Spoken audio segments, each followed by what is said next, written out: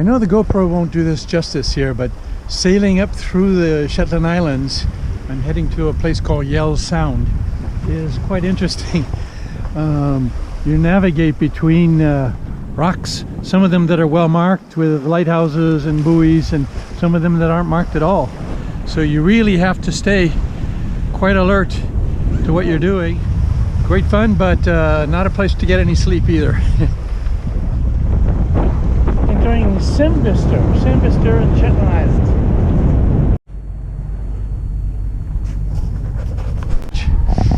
So I've tied it up. You have to be careful here because the tide goes up and down. This isn't a floating pontoon, so you have to leave plenty of slack on both the bow and stern. And what I put here, you can see the board between the fenders and the wall to absorb some of the shock and damage there. So the shock of rubbing up against the wall here. So I caught the next tide, and I'm going out, and I'll be clearing the Shetland Islands. Just about there's a sound, a narrow channel that you go up called Yell Sound, with very strong currents, by the way. So my timing has to be perfect here as well. I'll catch that. Take about 2.5–3 hours to clear that, and then it's wide open ocean until the Faroe Islands. Next destination, next stop, Faroe Islands. I have to focus on my number one priority: staying warm and conserving energy. So,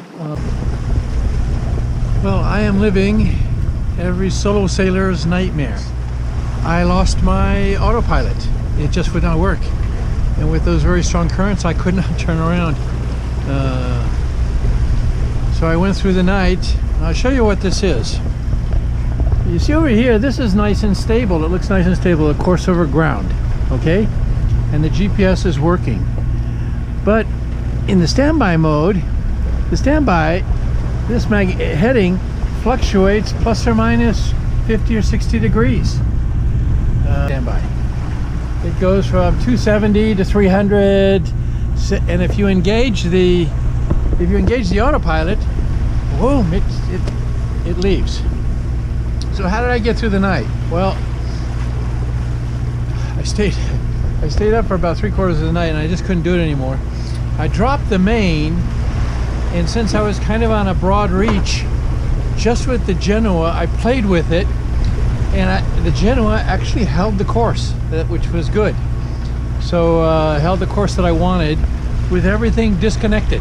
So I just went with the sail, with the Genoa. The problem with the Genoa was that it's a bit, there wasn't enough wind and it was a bit slow, and I'm racing to get to the Faroe Islands because about 12 hours after I'm supposed to arrive there, 12 or 15 hours after I arrive there, there's a near gale that's supposed to arrive there as well. So I want to beat the gale in. So I can't go slow.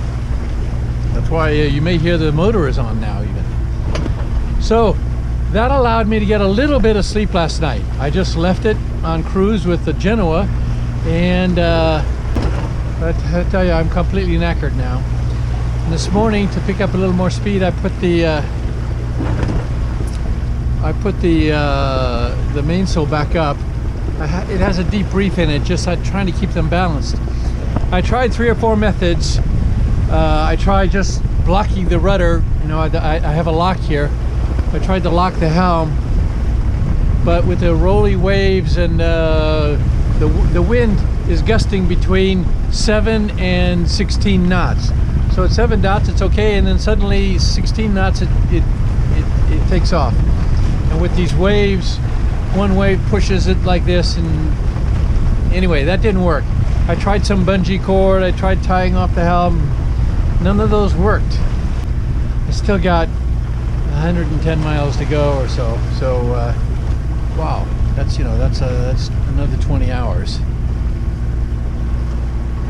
I may heave to, get an hour and a half of sleep, and then continue on. But like I say, I don't have a lot of time to waste because there's a gale coming in. So, for those of you who are considering buying wind vanes, now people don't put a wind vane on their boats to go 150, 200 mile passages. That's, I mean, you can, but that's a lot of hardware to hang off the back end of the boat and drilling holes and all that. You usually use wind vanes to cross the Atlantic or the Pacific. But that's where the wind vane comes in, and it there's your backup autopilot. So with the mainsail up and the Genoa, the combination of gusts and seas rolling, I just could never tweak it so that it would maintain, I'd get it, you could really control it with 2 fingers, but after 30 seconds it would leave one direction or the other. So that didn't work. I got really good speed that way with both sails up, but I had to sit here all the time. And I've sat here now for well over 15 hours. I probably got 1 hour of sleep last night. That was 6 times 10 minutes. So that's pretty challenging. So because I couldn't balance the 2 sails out with the given conditions, I dropped the mainsail again. This is what I did last night, and I tweaked it to the course that I wanted, and I just locked the rudder in place. But the rudder is centered. You can see the rudder is centered here, and 125 degrees. And the beauty of it, and I know you can't see this, but it's exactly the course I want now. So I tweaked it so that it gave me the course toward the Faroe Islands that I want. Now it's not as fast as I'd like. It's right just under 5 knots, but I'll take that. I need some sleep. I really need some sleep. So I'm gonna go sleep for a while, take care of some errands. I haven't done a single, when you're sitting at the helm here, you can't do anything at all. Going to the bathroom is a challenge. You can't let go of the helm because it's gonna take off one direction or another. So it's a challenge. So rest up now, grab a quick bite to eat, rest up again, and then this afternoon, if it doesn't speed up, I'll put the main back up again and take the helm myself, and then when I get tired again, I'll do the same thing I'm doing now. So running downwind with no autopilot isn't such a big deal. Well, good morning on a cold and damp morning to the Faroe Islands. There they are. I'm about 45 minutes away from my destination of Torshavn.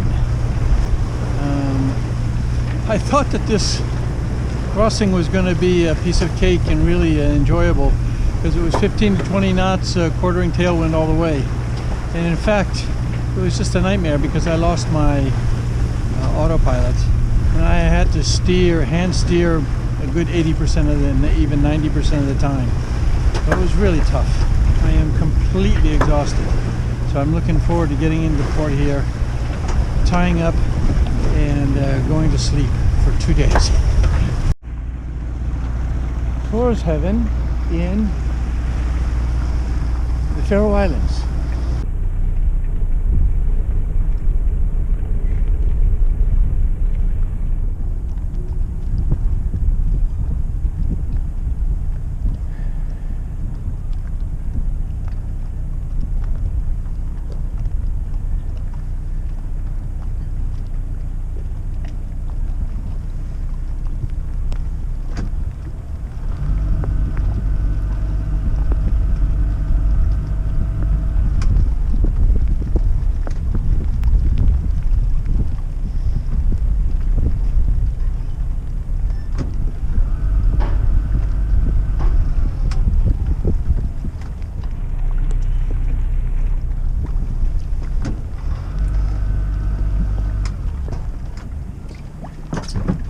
Okay,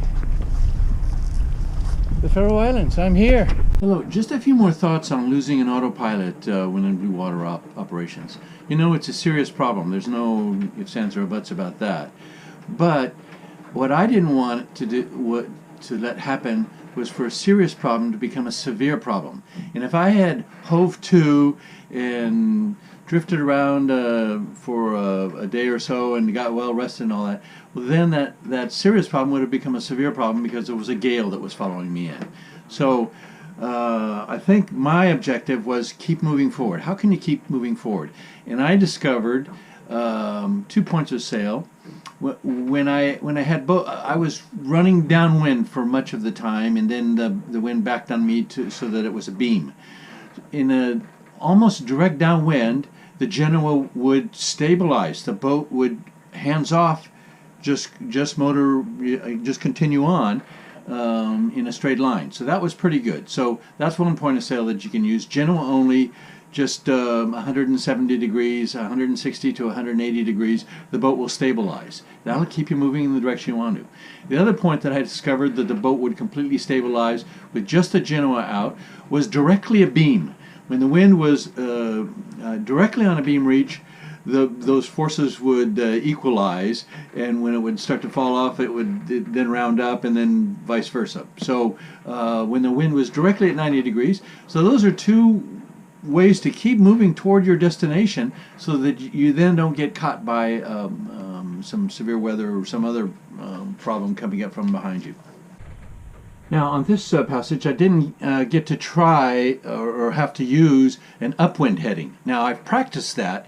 In relatively calm seas and a steady wind, I can balance the two sails, the main and the Genoa, quite well, and the boat will hold that course without having to steer. You can just do it with two fingers. As soon as the seas get up a bit, or if the wind is gusty, that's it doesn't work as well. But again, that's a way to try to keep moving forward toward your destination. So my trip from the Shetland Islands to the Faroe Islands was a bit of a nightmare. It was really one of the worst passages I've ever made because I lost my autopilot very early in the 200-mile crossing passage.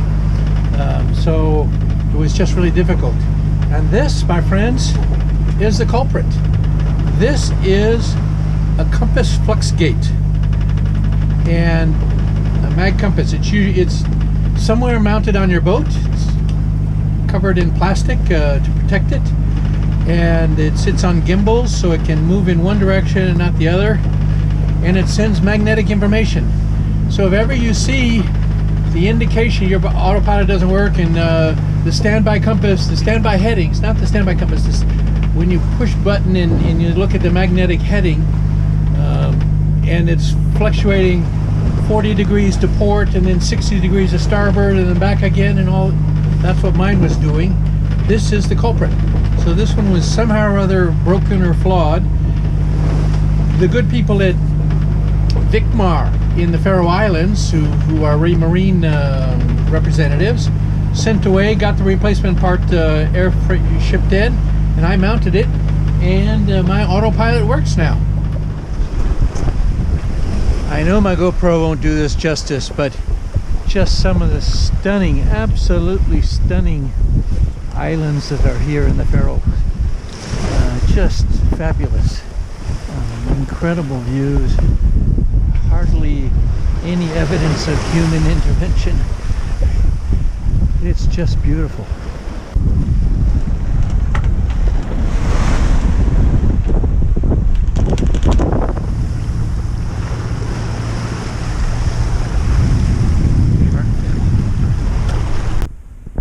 This is Isabel in the fjord of Survagur in the Faroe Islands.